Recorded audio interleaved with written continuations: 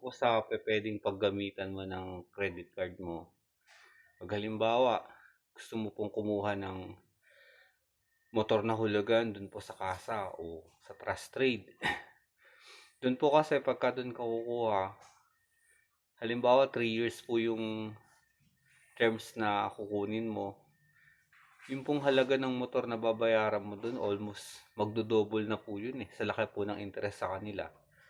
Samantalang kung halimbawa po ang gagamitin mo po, yung credit card mo, mag-a-apply ka po ng cash loan na pupuwede ka pong mamili dun kung halimbawa 1 year lang, 2 years. Sa BDO po kasi hanggang 3 years lang, So dun po kung gagamitin mo po yung card mo, ano po, ang monthly lang po na interest na hinihingi nila sa atin, ano pa, wala pa pong 1%. 0.45% po yung dati, Ngayon po parang nasa 0.49% na, which is maliit pa rin po siya kumpara po sa iba. Kaya makakatipid ka po talaga pag ganoon po yung gagawin mo. Tapos kung halimbawa naman po, kailangan mo ng laptop, ngayon mo na siya kailangan, ba't ka pa maghihintay ng matagal? Di ngayon mo na bilhin, gamitin mo yung card mo, punta ka sa Abenson, swipe mo dun, o di kung magiging hulugan yun, tapos magagamit mo na yung laptop na gusto mo.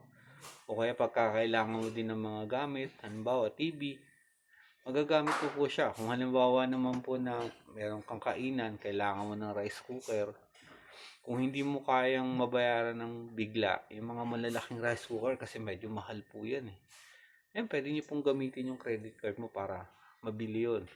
Tapos sa bangko mo na lang po siya huhulugan ng monthly. Tapos meron din po mga credit card na kung magbigay po ng credit limit, almost, iba 3 million. Kung halimbawa po na gusto mong bumili po ng sasakyan, kesa po sa magbabayad ka po ng car loan, malaki po kasi ang interest pag car loan, Tsaka sa branch po ina-applyan. Yun po ang pagkakaalam ko. Pero kung halimbawa na meron kang credit limit na 3 million, pwede mo naman siyang i-loan na sa credit card. Tapos, doon ka na lang din sa credit card magbabayad ng hulog mo. O kung halimbawa pong BDO yan, di sa loob ng 3 taon, ang babayaran mo lang ng interest, 0.49%. Pero kung halimbawa po na ang pasok po sa budget nyo yung talagang pang 5 years, ang RCBC po, meron po silang ini-offer na terms na pang 5 taon.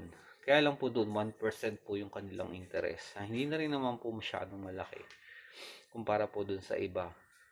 Kesa po doon kakukuha sa kasa, ang laki po ng mo doon. Babayaran mo. Di ang gawin mo na lang, mag-loan ka sa bangko, sa RCBC, tapos bayaran mo ng cash yung kukunin mo pong sasakyan. Wow, gagamitin mo po na pang Grab.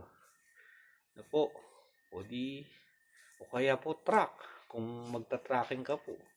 Kalimitan po kasi yan, 5 taon po yung pinakaano nila, Kung malakas naman po yung magiging business mo, kayang-kaya mong bayaran ng monthly niyan, Kung halimbawa naman po, gusto mo pong magtayo ng apartment, o kaya po na parang, po siya, parang transient, pwede nyo pong gamitin yun. Kung halimbawa ipapagawa nyo po, mapagkakasya nyo po yung 3 million, o di, hulugan mo na din po siya sa BDO o sa RCBC para doon po hindi mo na kailangan magbigay ng collateral, Diyan nga po sa credit card, yan po sabi nga run by daw po, trust. Pagkatiwala na lang. Kaya lang pag nagkamali ka dyan, mahirap pong kalaban ng bangko. Hindi ka po niya na ipakukulong, pero may paraan po sila para masingil ka po nila. At wala ka po magagawa. Talaga mapipilitan ka magbayad. Mahirap po kasing kalaban yung mga mayayaman, Tapos, isa po sa pwede mo pong paggamitan ng credit card mo. Halimbawa, emergency, ang sweldo mo po sa katapusan pa. Halimbawa, kailangan isugod ko sa ospital, emergency. Diyan po sa TMC, nag-accept po sila ng credit card payment, Baga wala kang cash. po yung emergency, pwede nyo pong iswipe na lang po doon, tapos sa bangko ka na lang po magbabayad. Po, isa po yan, kasi dati po nung nagpa-CT scan po yung ano ko, credit card po yung ginamit po namin nun.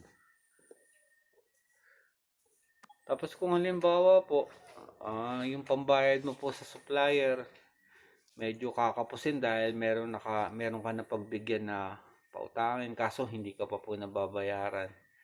Pwede ka po dyan mag-cash advance, tapos 3% lang naman po yung magiging charge niyan. Tapos yung pag-withdraw mo na 200 na hindi na rin naman po masama. Pero dun po sa amin, ano po, pagka nag-cash advance ka, basta bayaran mo lang siya bago po mag-due date. Wala po siyang interest eh. Ang babayaran mo lang yung pag-withdraw mo sa Paymaya. Kaya napakalaking tulong po nun. Para ka nang hiram sa nanay mo o kaya sa kapatid mo. Wala po siyang interest. Kaya napakalaking bagay po nun eh. Kung ang bawang inaasahan mo po ay yung monthly salary mo, syempre matagal pa yung sahod, may biglang pangangailangan o kaya may bigla pong opportunity na dumating, may binenta sa'yo, wala ka nga lang. O kaya kung may hawak ka mang pera, hindi mo naman siya pwedeng gastusin dahil pang emergency mo yun. Kaya pwede mo pong manghiram sa credit card mo, tapos yun, ipambayad mo. Kung halimbawa po na magaling ka lang, pwede mong gamitin sa pag-buy and sell ng mga motor, sasakyan. Kaya lang, dapat po talaga may benta mo yan bago mag 45 days dahil syempre kung halimbawa ang ibibenta mong sasakyan ay nasa 350,000, edi kung hindi mo po yun mababayaran, magkakaroon ka po ng penalty. Masisira po yung credit score mo.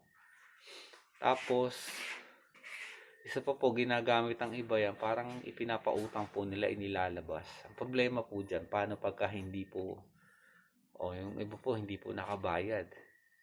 Pero mo, ang tubo lang sa'yo ng bangko, 0.49%. Tapos kung magpatubo ka, 10%. Di tubo-tubo ka na ng almost mahigit 9%. Ang problema mo lang dyan, kung wala kang backup na baka pag hindi nakabayad yung mga pinautang mo, hindi mo rin mababayaran yung inutang mo sa credit card mo. Madadamay ka ngayon, masisira pangalan mo sa bangko.